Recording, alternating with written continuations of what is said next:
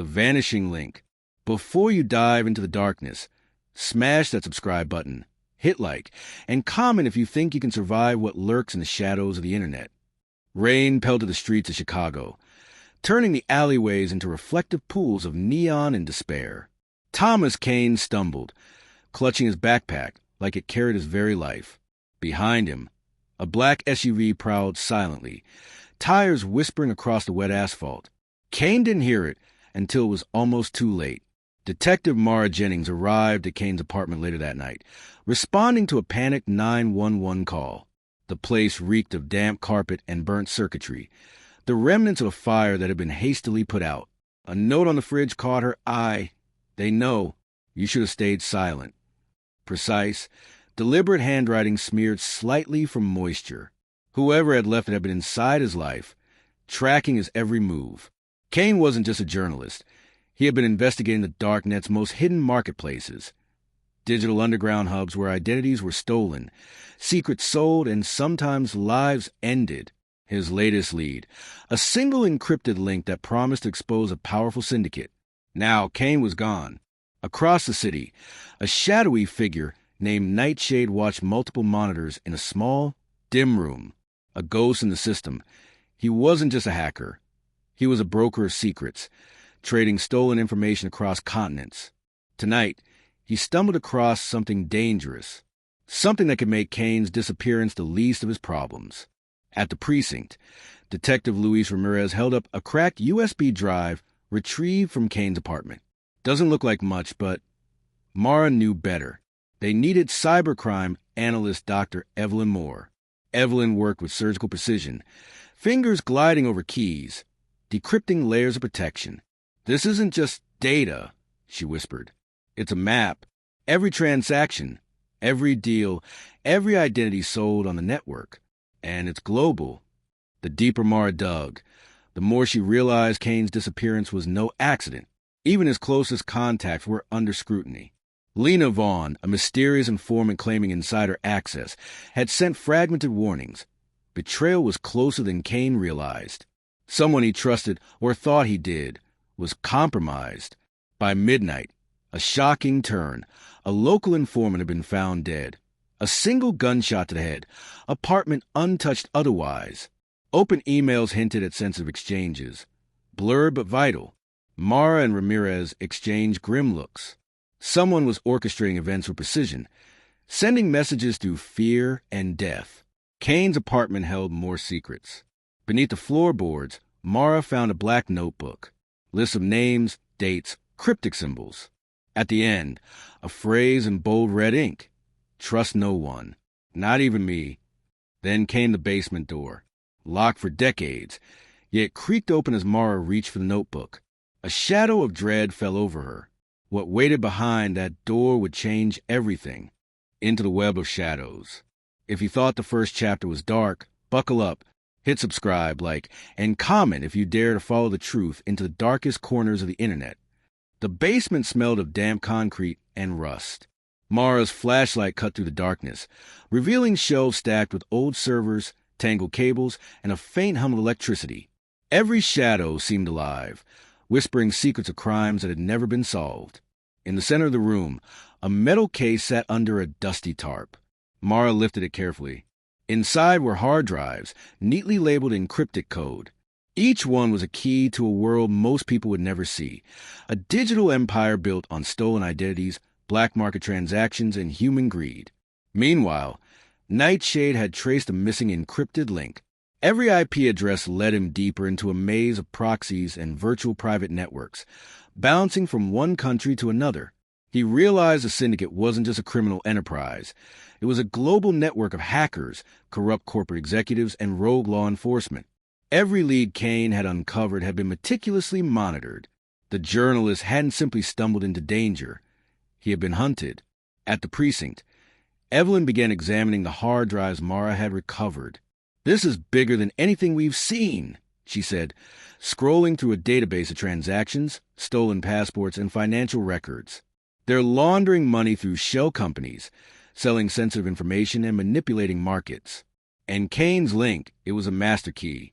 Suddenly, Mara's phone buzzed. A secure message from Lena Vaughn. They know you're here. Get out. Now. Mara's heart raced. Someone close to Kane had already been compromised, and Lena's warning confirmed that the syndicate had eyes everywhere. Mara and Ramirez decided to follow a lead that Kane had highlighted, a server farm in Berlin, hidden behind a seemingly legitimate logistics company. Flight tickets were booked, passports checked, and they landed in the heart of Europe's tech district by dawn. The streets were slick with rain, neon reflections dancing in puddles, mirroring Chicago's eerie night from the first chapter. But here, the stakes were higher. International law enforcement had limits, and the syndicate's reach was global. Inside the server farm, Mara's instincts screamed danger. Surveillance cameras, motion sensors, and guards patrolled every corner. Using information from Kane's notebook, they navigated through a labyrinth of corridors. And then they found it, a door sealed with multiple biometric locks. Evelyn's voice cracked through the secure comms. This is it. This is where they're storing the core database, the one Kane risked everything to expose. Before Mara could react, alarms blared. Red lights flashed. Someone inside had tripped a silent alarm. Shadows moved in the periphery, guards, or worse, syndicate operatives. Ramirez pulled Mara behind a crate as gunshots echoed, ricocheting off metal walls. Every instinct screamed survival, but the database, the truth, was so close they could almost touch it. Nightshade, monitoring remotely, realized Kane's link had been uploaded from this very server.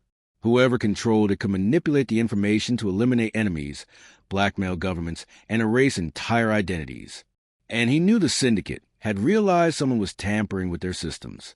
Back in Berlin, Mara and Ramirez reached the core server room. Lights flickered, machines whirred, and screens displayed lines of code cascading like digital waterfalls. Evelyn's fingers flew over keyboards, trying to secure the data before the operatives reached them. And then Mara noticed a familiar face appear on the monitor. Lena Vaughn. But her eyes were cold, calculating. She wasn't warning them anymore. She was monitoring them, betraying Kane's trust and possibly their lives. The room's temperature rose as tension thickened. Every second felt like an eternity. Mara's eyes darted from the screens to the shadows behind the door. And then she saw it, a USB drive labeled Final, Kane's handwriting unmistakable. Whoever left it had anticipated betrayal, danger, and the syndicate's ruthlessness. Mara reached for it, but as her fingers grazed the metal, a click echoed behind her, the server door locking automatically, trapping them inside. The hum of machines grew louder, almost deafening. Panic and adrenaline collided, and then the screen flickered, revealing a chilling message in red.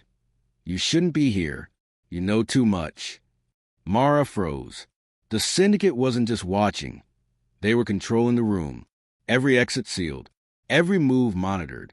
And the person she thought was an ally might be the architect of their downfall.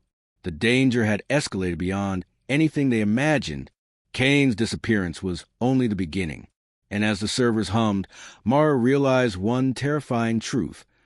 Some secrets were never meant to be uncovered. The final node.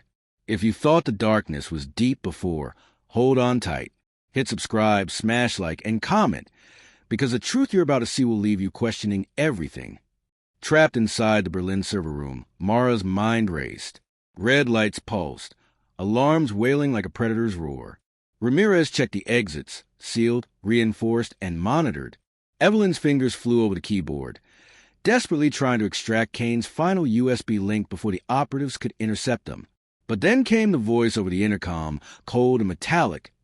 Detective Jennings. Step away from the console, and your colleague lives. Don't, and a mechanical click punctuated the threat. Mara's heart pounded. The syndicate had anticipated every move. They controlled not only the network, but the room itself. Outside, Nightshade hacked furiously from his hideout, tracing the syndicate's digital footprint. He had one shot at diverting their attention, but the firewall layers were nearly impenetrable. Each second he spent cracking the code risked Mara's life. Sweat ran down his face as he typed commands that could either save them or ignite the syndicate's wrath. Inside, Mara noticed Lena Vaughn appear in a shadowed corner, hands hidden, a faint smirk on her lips. Betrayal had a face, and it was hers. You didn't think I'd let Kane expose us, did you? She whispered. He was reckless. And so are you. Ramirez tensed, stepping forward. Lena, why? Why betray him? Why betray us? Her eyes hardened. Because power is earned, not shared. Kane was a fool thinking truth could exist in our world. Mara realized then that Lena wasn't just an informant. She was a syndicate's inside strategist. She had lured Kane, manipulated Nightshade, and orchestrated the chaos that had nearly cost them their lives. Every warning, every clue, it had been part of her plan. Evelyn finally broke through one of the encryption layers, her voice urgent. I've got the master decryption key. Mara grabbed the drive and uploaded it to secure server. Now. Mara lunged to the USB, heart in her throat. Lena blocked her, a shadow of menace in the flashing red light. Ramirez tackled Lena to the floor, the two struggling in a violent dance of survival. Mara shoved the drive into the console. Fingers trembling, she initiated the upload. Every second stretched into a lifetime. Then Nightshade's voice came to the secure line. I've breached their secondary firewall. You got 30 seconds before they trace you. A deafening siren split the room as security doors slammed shut. Lena screamed, realizing betrayal. Nightshade had outsmarted her. Mara and Ramirez barely escaped through an emergency hatch. The USB drive clutched tightly. Kane's secrets now in their hands. Hours later, back in a secure safe house, Mara reviewed the files. Names, dates, financial records, and evidence of crimes that span continents. Governments, corporations, criminals. They were all tangled in the syndicate's web. Kane's disappearance had been tragic, but his work now exposed a full network. But as Mara sifted through the final folder, her stomach dropped. There, in Kane's handwriting, a chilling note. If I'm gone, trust no one, not even those closest to you. Suddenly, her phone buzzed. A video message. She opened it, and her blood ran cold. Lena Vaughn, alive, smiling, standing in a location they couldn't trace. She held a folder marked Next Target. The syndicate had survived. Kane's work had struck a blow, but the network wasn't destroyed. It had evolved. And now, they knew Mara and Ramirez had the evidence. Mara sat back, heart racing, adrenaline fading into icy dread. They thought the crisis was over, but the game had only just begun. And as the screen went dark, one truth lingered. Some secrets are too dangerous to expose, and some criminals are never truly caught. They thought they had survived, but the syndicate's reach is infinite, and in the shadows, the next link is always waiting.